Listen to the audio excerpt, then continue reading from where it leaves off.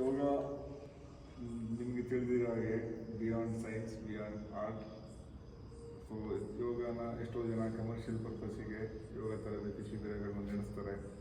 ತಮಗೆ ಸ್ಫೂರ್ತಿ ಏನು ಉಚಿತ ಯೋಗ ಶಿಬಿರ ನಡೆಸಲಿಕ್ಕೆ? ಯೋಗ ಅನ್ನೋದು ಇದೊಂದು ಸನಾತನ ವಿದ್ಯೆ ಅಂತ ನಮಗೆಲ್ಲ ಗೊತ್ತಿದೆ. ಇದು ಭಾರತೀಯ ಸಂಸ್ಕೃತಿ. ಆ ವಿದ್ಯೆ ನಾವು ಕಲಿಬೇಕಾದ್ರೆ ಉಚಿತವಾಗಿ ಕಲ್ತ್ವಿ.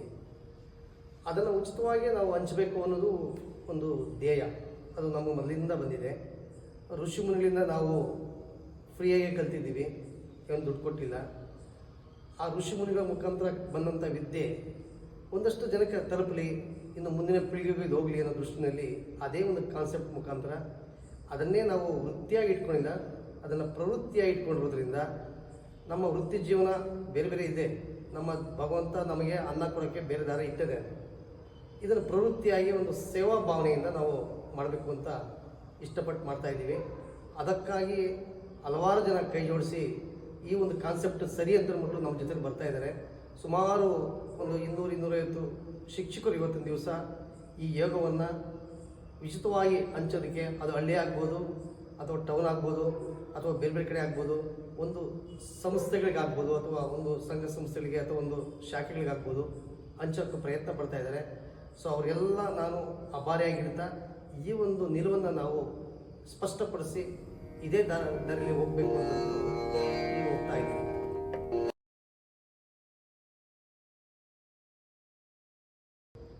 ಸರಿಸುಮಾರು 16 ವರ್ಷಗಳ ಕಾಲ ಸತತವಾಗಿ ಈ ಉಚಿತ ಯೋಗ ಶಿಬಿರ ನಡೆಸ್ಕೊಂಡು ಸಾಮಾನ್ಯ ಸಂಗತಿ ಅಲ್ಲ. ಖಂಡಿತ. ಅವರಿಗೆ ಸ್ಫೂರ್ತಿ ಏನು ಮತ್ತು ಯಾವುದೇ ಸಂಭಾವನೆ ಇಲ್ಲ ಶಿಕ್ಷಕರಿಗೆ 16 ವರ್ಷ ಸಾವಿರಾರು ಯೋಗ ಶಿಬಿರಾರ್ಥಿಗಳನ್ನ ತಯಾರು ಮಾಡಿ ಸಮಾಜಕ್ಕೆ ಒಂದು ಅದ್ಭುತವಾದ ಕಾಣಿಕೆ ಕೊಡಲಿಕ್ಕೆ ಸ್ಫೂರ್ತಿ ಏನು, ಎಲ್ಲಿಂದ ಶುರುವಾಯಿತು ಸರ್? ಇದರ ಉದ್ದೇಶ ಸಂಸ್ಕಾರ ಸಂಘಟನೆ ಸೇವೆ ಅಂತ ನಾವು ಇಟ್ಕೊಂಡಿದ್ದೀವಿ. ಇದು ನಾವೇನು ಸ್ವಂತ ಮಾಡಿದ್ದು ಅಂತಲ್ಲ. ನಾನು ಮೂಲತಃ ಪತಂಜಲಿ ಯೋಗ ಶಿಕ್ಷಣ ಸಂಸ್ಥೆಯಲ್ಲಿ ಕೆಲಸ ಮಾಡುವಾಗ ಅವರು ಸಹ ಇದೇ ಧ್ಯೇಯ ಉದ್ದೇಶಗಳೊಂದಿಗೆ ಕೆಲಸ ಮಾಡ್ತಾಯಿದ್ರು. ಅದು ನನಗೆ ಚೆನ್ನಾಗಿ ಪ್ರೇರಣೆ ಆಯಿತು. ಸೊ ನಾನು ಹೊಸಕೋಟೆಗೆ ಬಂದಾಗ 2009ರಲ್ಲಿ ಒಂದು 4-6 ವ್ಯಕ್ತಿಗಳ ಜೊತೆಯಲ್ಲಿ ಒಬ್ಬ ಸ್ವಾಮೀಜಿಯವರ ಮಾರ್ಗದರ್ಶನದಲ್ಲಿ ಮೊದಲು ಪ್ರಾರಂಭ ಮಾಡಿದ ನಿಜನೇ. ಆ ಒಂದು ಧ್ಯೇಯೋದ್ದೇಶ ನಮ್ಮ ರಕ್ತದ ಕಣದಲ್ಲಿ ಸೇರ್ಕೊಂಡಿತ್ತು. ಅದು ಸಂಸ್ಕಾರ ಸಂಘಟನೆ ಸೇವೆ. ಅದರ ಉದ್ದೇಶವನ್ನು ಈಡೇರಿಸೋದಕ್ಕೋಸ್ಕರ, ಯಾಕೆಂದರೆ ಸಂಸ್ಕಾರ ಅಂತಂದಾಗ ನಾವು ನಮ್ಮ ಜೀವನ ಶೈಲಿಯನ್ನು ಬದಲಾವಣೆ ಮಾಡೋದ್ರ ಮುಖಾಂತರ ಆಗ್ಬೋದು, ಪ್ರತಿನಿತ್ಯ ಯೋಗವನ್ನು ಮಾಡೋದ್ರ ಮುಖಾಂತರ ಆಗ್ಬೋದು, ಪ್ರತಿನಿತ್ಯ ನಮ್ಮ ಪ್ರಾಣಾಯಾಮ ಅಥವಾ ಕ್ರಿಯೆಗಳು ನಮ್ಮ ಜೀವನ ಶೈಲಿ ಬದಲಾವಣೆಗೆ ಯಾವ ರೀತಿ ಬೇಕೋ ಆ ರೀತಿ ನಾವು ಕಲಿಯೋದ್ರ ಮುಖಾಂತರ, ಇನ್ನೊಬ್ಬರು ಕಲಿಸೋದ್ರ ಮುಖಾಂತರ ಇದು ಸಂಸ್ಕಾರಕ್ಕೆ ಸಂಬಂಧಪಟ್ಟಂಥ ಒಂದು ಧ್ಯೇಯ ಆಗಿತ್ತು. ಅದೇ ರೀತಿ ಸಂಘಟನಾತ್ಮಕವಾಗಿ ನಾನು ಕಲ್ತಿದ್ದನ್ನು ನನ್ನ ಮನೆಯಲ್ಲೇ ಮಾಡ್ಕೊಂಡ್ರೆ ಸ್ವಾರ್ಥ ಆಗುತ್ತೆ ಅಥವಾ ನನಗಷ್ಟೇ ಉಪಯೋಗ ಆಗುತ್ತೆ. ಸೊ ಅದನ್ನು ಒಂದು 4 ಜನಕ್ಕೆ ಹಂಚೋದಕ್ಕಾಗಿ 4 ಜನಗಳ ಜೊತೆಯಲ್ಲಿ ಮಾಡಿದಾಗ ಸೊ ನನಗೂ ಉಪಯೋಗ ಆಗುತ್ತೆ, ನಾನು ಅದನ್ನು ಪ್ರೇರಣೆಯಾಗಿ ಚೆನ್ನಾಗಿ ಮಾಡ್ತೀನಿ, ಜೊತೆಗೆ ನನ್ನ ಜೊತೆಯಲ್ಲಿ ಬೇರೆಯವರು ಮಾಡಿದಾಗ ಅವ್ರಿಗೂ ಉಪಯೋಗ ಆಗುತ್ತೆ. ಇಲ್ಲಿ ಸ್ವಾಮಿ ಕಾರ್ಯ ಮತ್ತು ಸ್ವಕಾರ್ಯ ಎರಡೂ ಆಗೋದ್ರಿಂದ ಸಂಘಟನೆಗೂ ಹೆಚ್ಚು ಒತ್ತು ಕೊಡ್ತಾ ಇದ್ದೀವಿ. ಜೊತೆಗೆ ಇವೆರಡನ್ನೂ ನಾವು ಬಳಸ್ಕೊಂಡು ಸೇವಾ ಭಾವನೆ ಅಂತ ಹೇಳ್ತೀವಿ. ಈಗಾಗಲೇ ಹೇಳ್ದಂಗೆ ಉಚಿತವಾಗಿ ಬಂದಿದ್ದನ್ನು ಉಚಿತವಾಗಿ ಹಂಚಬೇಕು ಅನ್ನೋ ಧ್ಯೇಯೋದ್ದೇಶ ಇದ್ದಿದ್ದರಿಂದ ಅದನ್ನು ಸೇವಾ ಭಾವನೆಯನ್ನು ನಾವು ಸಮಾಜಕ್ಕೆ ಏನಾದರೂ ಒಂದು ಸೇವೆ ಮಾಡಬೇಕು ಅನ್ನೋ ದೃಷ್ಟಿನಲ್ಲಿ ಮುಂದೂಗ್ತಾ ಇದ್ದೀವಿ. ಅದೇ ಒಂದು ಸೇವಾ ಭಾವನೆ ಅನ್ನೋ ಒಂದು ಕಾನ್ಸೆಪ್ಟು ನಾವು ಇಟ್ಕೊಂಡು ಕೆಲಸವನ್ನು ಮಾಡ್ತಾ ಇದ್ದೀವಿ. ಹೀಗಾಗಿ ಸಂಸ್ಕಾರ ಸಂಘಟನೆ ಸೇವೆ ನಮ್ಮ ಸಮಿತಿಯ ಧ್ಯೇಯೋದ್ದೇಶ ಇಟ್ಕೊಂಡು ಅದರ ಒಂದು ಮೂಲ ತತ್ವದ ಅಡಿನಲ್ಲಿ ನಾವು ಈ ಒಂದು ಯೋಗದ ಕಾರ್ಯವನ್ನು ಸುಮಾರು 16 ವರ್ಷಗಳಿಂದ ನಾವು ಮಾಡ್ತಾ ಬಂದಿದ್ದೀವಿ. ಅದರಲ್ಲೂ ಸಂಘಟನೆ ಅನ್ನೋ ವಿಚಾರಕ್ಕೆ ಬಂದಾಗ ನಾನು ಹಿಂದೆ ನನ್ನ ವ್ಯಾಸಂಗದ ಜೀವನದಲ್ಲಿ ನಾನೇನು ವಿದ್ಯಾರ್ಥಿಯಾಗಿದ್ದೆ ಆ ಸಂದರ್ಭದಲ್ಲಿ ನಮ್ಮ ಊರಿನಲ್ಲಿ ಒಂದು ರಾಜ್ಕುಮಾರ್ ಅಭಿಮಾನಿಗಳ ಸಂಘ ಅಂತ ಒಂದು ಸಂಸ್ಥೆ ಇತ್ತು.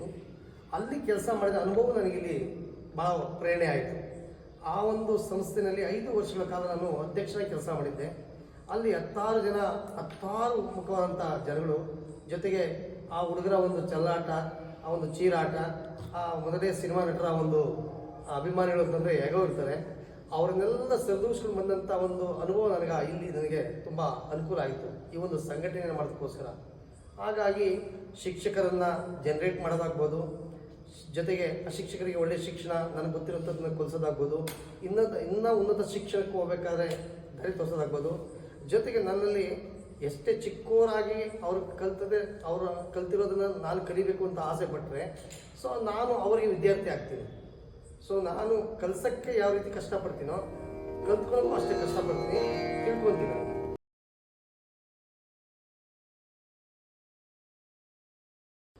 ಮುಂಬರುವ 11ನೇ ಅಂತಾರಾಷ್ಟ್ರೀಯ ಯೋಗ ದಿನಾಚರಣೆ ಹೊಸ್ತಿಲಲ್ಲಿದ್ದೇವೆ.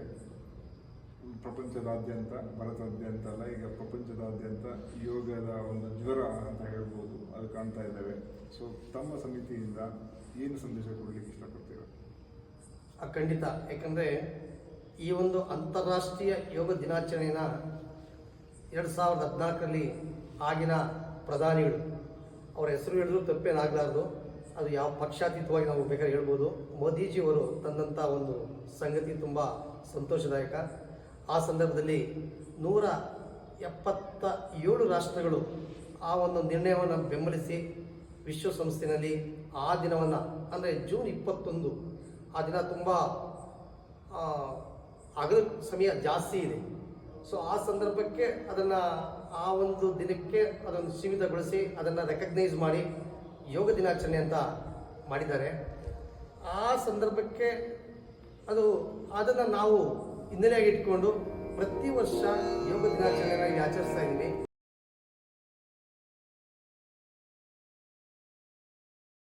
ಇಂದಿನ ಡಿಜಿಟಲ್ ಯುಗದಲ್ಲಿ ಮುಖ್ಯವಾಗಿ ಸಮಾಜದಲ್ಲಿ ವಿಶೇಷವಾಗಿ ಯುವ ಜನತೆಗೆ ಏನು ಸಂದೇಶ ಕೊಡಲಿಕ್ಕೆ ಇಚ್ಛೆ ಪಡ್ತೀರಾ?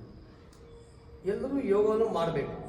ಕಾರಣ ಏನು ಅಂದರೆ, ಅದರಲ್ಲಿ ಹಳ್ಳಿಗಳಲ್ಲಿ ನಮಗೆ ಯಾಕೆ ಯೋಗ ಬೇಕು ಅನ್ನೋ ಪ್ರಶ್ನೆ ಬರ್ತದೆ. ಯಾಕಂದರೆ ನಾನು ಹಳ್ಳಿಗಾಡಿಂದ ಬಂದಂಥವ್ರು.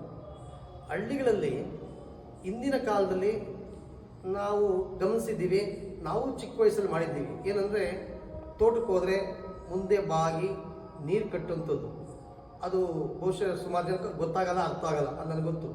ಮುಂದೆ ಬಾಗಿ ಕೆಲಸ ಮಾಡೋದನ್ನ ನೀರು ಕಟ್ಟೋದು ಅಂತ ಹೇಳ್ತೀವಿ. ಅಥವಾ ಇನ್ನೂ ಸರಳವಾಗಿ ಹೇಳಬೇಕು ಅಂದರೆ, ಹೆಂಗಸರು ಮುಂದೆ ಬಾಗಿ ಕಸ ಗುಡಿಸುವಂಥದ್ದಿತ್ತು, ಪಾತ್ರೆ ತೊಳೆಯುವಂಥದ್ದಿತ್ತು. ಸೊ ಈಗ ಅವೆಲ್ಲ ಮಾಯ ಆಗಿದೆ. ಅದಕ್ಕೆ ತದ್ವಿರುದ್ಧವಾಗಿ ಬಾವಿಗಳಿದ್ದು ಮುಂಚೆ, ಆ ಬಾವಿಗಳಲ್ಲಿ ನೀರು ಸೇರಬೇಕಾದ್ರೆ ಮುಂದೆ ಹೇಗೆ ಬಾಗ್ತೀವೋ ಹಿಂದಕ್ಕೆ ನಾವು ಬಗ್ತಾ ಇದ್ವಿ ಹಿಂದಕ್ಕೆ. ಸೊ ಮುಂದೆ ಹಿಂದೆ ಬಗ್ಗೋದು ಬ್ಯಾಲೆನ್ಸ್ ಆಗ್ತಾ ಇತ್ತು. ಅಥವಾ ರಾಗಿ ಬೀಸ್ತಾ ಇದ್ರು, ಬೀಸ್ಬೇಕಾದ್ರೆ ನಮ್ಗೆ ಟ್ವಿಸ್ಟಿಂಗ್ ಆಗ್ತಾ ಇತ್ತು. ಸೊ ಈ ಎಲ್ಲ ಹಂತದಲ್ಲಿ ನಮ್ಮ ಮಸಲ್ಸ್, ನಮ್ಮಲ್ಲಿ ಮನುಷ್ಯನಲ್ಲಿ 2 ಥರದ ಮಸಲ್ಸ್ ಇದ್ದಾವೆ. ಅದು ಒಂದು ಆರ್ಗನ್, ಅಂದರೆ ವಾಲಂಟ್ರಿ ಆರ್ಗನ್ಸ್ ಅಂತ ಕರಿತೀವಿ. ನಮ್ಮ ಹಿಡಿದಲ್ಲಿರುವಂಥ ಆರ್ಗನ್ಸು, ನಮ್ಮ ಕೈಯಲ್ಲಿ ಏನಾದರೂ ಕೊಳೆಯಾಗಿದ್ದರೆ ಆ ಕೊಳೆಯನ್ನು ತೊಳ್ಕೊತೀವಿ, ಗಾಯ ಆಗಿದ್ದರೆ ಔಷಧಿ ಹಚ್ತೀವಿ, ಅದು ನಮ್ಮ ಕಣ್ಣಿಗೆ ಕಾಣಿಸೋದು, ಅವನ್ನ ವಾಲಂಟ್ರಿ ಆರ್ಗನ್ಸ್ ಅಂತ ಕರಿತೀವಿ. ಅದೇ ರೀತಿ ಇನ್ವಾಲಂಟ್ರಿ ಆರ್ಗನ್ಸ್ ಅಂದರೆ ನಮ್ಗೆ ಗೊತ್ತೇ ಆಗಲ್ಲ. ನಮ್ಮ ಹೃದಯ ಯಾವ ರೀತಿ ನಡೀತಾ ಇದೆ ಗೊತ್ತಾಗಲ್ಲ, ನಮ್ಮ ಪ್ಯಾಂಕ್ರಿಯಾಸ್ ಏನು ಕೆಲಸ ಮಾಡೋದೇ ಗೊತ್ತಾಗಲ್ಲ, ನಮ್ಮ ಲಿವರ್ ಏನು ಕೆಲಸ ಮಾಡೋದೇ ಗೊತ್ತಾಗಲ್ಲ. ಅವು ಇನ್ವಾಲಂಟ್ರಿ ಆರ್ಗನ್ಸ್ ಅಂತ ಕರಿತೀವಿ. ಅವನ್ನು ನಾವು ಪ್ರಚೋದನೆಗೊಳಿಸೋಕ್ಕಾಗಲಿ ಸ್ವಚ್ಛ ಮಾಡೋಕ್ಕಾಗಲಿ ಏನೂ ಆಗಲ್ಲ. ಸೊ ವಾಲಂಟ್ರಿ ಆರ್ಗನ್ಸ್ ಮುಖಾಂತರ ಇನ್ವಾಲಂಟ್ರಿ ಆರ್ಗನ್ಸನ್ನು ನಾವು ಸ್ವಚ್ಛಗೊಳಿಸ್ಬೇಕಾಗಲಿ ಪ್ರಚೋದನೆಗೊಳಿಸ್ಬೇಕಾಗಲಿ ಅವನ್ನು ಆಕ್ಟಿವೇಟ್ ಮಾಡಬೇಕಾದ್ರೆ ಈ ಯೋಗದ ಮುಖಾಂತರ ಎಲ್ಲ ಭಂಗಿಗಳಲ್ಲಿ ದೇಹವನ್ನು ದಂಡಿಸೋದ್ರ ಮುಖಾಂತರ ಆ ನಮ್ಮ ಒಳಗಿನ ಅಂಗಗಳು ನಮಗೆ ಗೊತ್ತಿಲ್ಲದ ಹಾಗೆ ಶುದ್ಧೀಕರಣ ಆಗ್ತಾ ಇರ್ತವೆ, ಶಕ್ತಿಯುತವಾಗ್ತಾ ಇರ್ತದೆ. ವಿಶೇಷವಾಗಿ ನಮ್ಮ ಮನಸ್ಸನ್ನು ಕೇಂದ್ರೀಕರಿಸಿ ಮಾಡೋದ್ರಿಂದ ನಮ್ಮಲ್ಲಿ ನಮ್ಮ ಮನಸ್ಸು, ಯಾಕಂದರೆ ಮನಸ್ಸು, mind is main functioning the brain ಅಂತ ಒಂದು ಅದೇ ಹೇಳ್ತಾರೆ ಇಂಗ್ಲೀಷಲ್ಲಿ. ನಮ್ಮ ಮನಸ್ಸು ಎಲ್ಲಿ ಹರಿತದೋ ಆ ಭಾಗದಲ್ಲಿ ನಮ್ಮ ಉಸಿರಾಟದ ಕ್ರಮ ಮುಖಾಂತರ ಅಲ್ಲಿ ಆಕ್ಸಿಜನ್ ಸಪ್ಲೈ ಆಗುತ್ತೆ. ಆವಾಗ ಪ್ರತಿಯೊಂದು ಸೆಲ್ಲಲ್ಲೂ ಆ ಸೆಲ್ಲು ಶಕ್ತಿಯುತವಾಗುತ್ತೆ. ಪ್ರತಿಯೊಂದು ಸೆಲ್ ಶಕ್ತಿಯುತವಾದಾಗ ನಮ್ಮ ಆರ್ಗನ್ಸು ಚೆನ್ನಾಗಿ ಕೆಲಸ ಮಾಡುತ್ತೆ. ನಮಗೆಲ್ಲ ಗೊತ್ತೇ ಇದೆ, ಒಂದು ಮನೆ ಮಾಡಬೇಕಾದ್ರೆ ಪ್ರತಿ ಇಟ್ಕಿನೂ ಚೆನ್ನಾಗಿರಬೇಕು ಅಂತ. ಹಾಗೆ ನಮ್ಮ ದೇಹದಲ್ಲಿ ಒಂದು ಸೆಲ್ ಆಗ್ಬೋದು, ಒಂದು ಅಂಗ ಆಗ್ಬೋದು, ಒಂದು ಸಿಸ್ಟಮ್ ಆಗ್ಬೋದು, ಇವೆಲ್ಲ ಶಕ್ತಿಯುತವಾಗಿರಬೇಕಾದ್ರೆ ಮೊದಲು ಸೆಲ್ಲಿಂದ ಸ್ಟಾರ್ಟ್ ಆಗಬೇಕಾಗುತ್ತೆ. ಸೊ ಆ ದೃಷ್ಟಿನಲ್ಲಿ ಯೋಗದಲ್ಲಿ ನಾವು ಈ ಒಂದು ಬೇಸಿಕ್ ಲೆವೆಲಲ್ಲಿ ಒಂದು ಪ್ರತಿಯೊಂದು ಕಣನೂ ಸಹ ಒಂದು ಆರೋಗ್ಯಕರವಾಗಿರಬೇಕಾದ್ರೆ ಯೋಗ ಅತ್ಯಂತ ಪ್ರಮುಖವಾದ ಪಾತ್ರವನ್ನು ವಹಿಸ್ತಾ ಇದೆ. ಅಂತಾರಾಷ್ಟ್ರೀಯ ಯೋಗ ಶಿಬಿರ ತಮ್ಮ ಸೇವೆ ಇನ್ನಷ್ಟು ಉಜ್ವಲಿಸಿ ಇನ್ನಷ್ಟು ಸಾಕಷ್ಟು ಜನರಿಗೆ ತಲುಪಲಿ ಅಂತ ಶುಭ ಹಾರೈಸ್ತಾ ಈ ತಮ್ಮ ಅಮೂಲ್ಯವಾದ ಸಮಯವನ್ನು ಕಳೆದಕ್ಕೆ ಧನ್ಯವಾದಗಳನ್ನು ಅರ್ಪಿಸ್ತಾ ನನ್ನ ಬೀಳ್ಕೊಡುತ್ತೇನೆ. ನನಗೂ ಅಷ್ಟೇ ಈ ಒಂದು ಕಾರ್ಯಕ್ರಮದ ವಿಚಾರವಾಗಿ 4 ಜನಕ್ಕೆ ವಿಷಯ ತಲುಪಿ ನಮ್ಮ ಕಾರ್ಯಕ್ರಮ ಅತ್ಯಂತ ಯಶಸ್ವಿಯಾಗಲಿ. ನಿಮ್ಮ ಚಾನಲ್ ಮುಖಾಂತರ ಇನ್ನೂ 4 ಜನ ಹೆಚ್ಚು ಜನ ಬಂದು ಭಾಗವಹಿಸಲಿ. ಇನ್ನೂ 4 ಜನ ಹೆಚ್ಚು ಜನ ಬಂದು ಯೋಗದಲ್ಲಿ ತೊಡಗಿಸಿಕೊಂಡು ಅವರ ಆರೋಗ್ಯವನ್ನು ಸುಧಾರಿಸಿಕೊಳ್ಳಿ.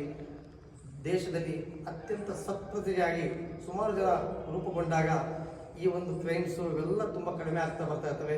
ಎಷ್ಟು ಜನ ಯೋಗ ಕಲಿತಾರೋ ಅವ್ರು ಶಿಸ್ತುಬದ್ಧವಾಗಿ ಕೆಲಸ ಮಾಡ್ತಾರೆ, ಜೊತೆಗೆ ಕ್ರೈಮ್ಸ್ಗೆ ಹೋಗಲ್ಲ, ಗಲಾಟೆ ಮಾಡೋಕ್ಕೆ ಹೋಗಲ್ಲ, ಅಥವಾ ಸಮಾಜದಲ್ಲಿ ಶಾಂತಿಯನ್ನು ಕದಡುವಂಥ ಕೆಲಸಕ್ಕೆ ಹೋಗಲ್ಲ. ಸೊ ಅದಕ್ಕೆಲ್ಲ ಹೆಲ್ಪ್ ಆಗಲಿ ಅನ್ನೋ ದೃಷ್ಟಿನಲ್ಲಿ ನಿಮ್ಮ ಚಾನಲ್ಗೂ ಸಹ ಹೊಂದಿಸ್ತಾ ನನಗೆ ಮಾತಾಡೋದು ಅವಕಾಶ ಕೊಡುವಂಥ ನಿಮಗೆ ಹೊಂದಿಸ್ತಾ ನಾನು ಮಾತನ್ನು ಮುಗಿಸ್ತಾ ಇದ್ದೀನಿ. ಧನ್ಯವಾದಗಳು. ಧನ್ಯವಾದ.